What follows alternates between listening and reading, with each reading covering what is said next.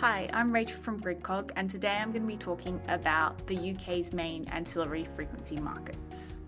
The main suite of ancillary frequency services in the UK are the Dynamic suite.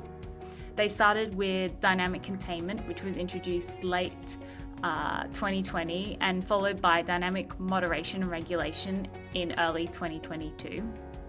Since their acronyms are DC, DM, and DR, I like to refer to them as a group by the acronym DX, indicating any three of them within the group.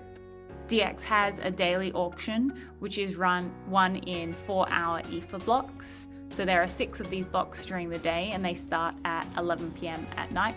So they're quite long blocks that you win these ancillary services in.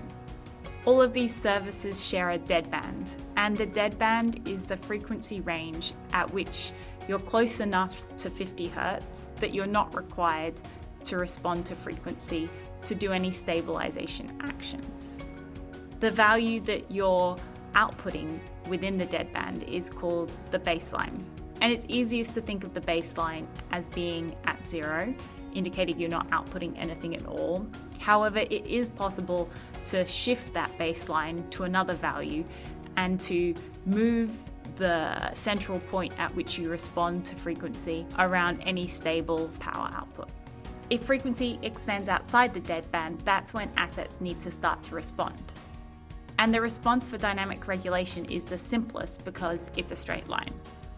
That means once assets start responding, they respond proportionally and linearly with the change in frequency. The frequency response profile for dynamic moderation, however, is a little bit different. It starts off with a more gradual response when we're closer to the deadband. However, once we reach a threshold, then that rate changes and becomes a lot more rapid. Finally, DC has a similar response profile to DM, but over a wider frequency range. The reason that DM and DR are across a narrower range is because they're pre-fault services, so they're intended to kick in earlier and run more continuously, whereas DC is post-fault, so it's intended to prevent more serious consequences later down the track, such as a blackout.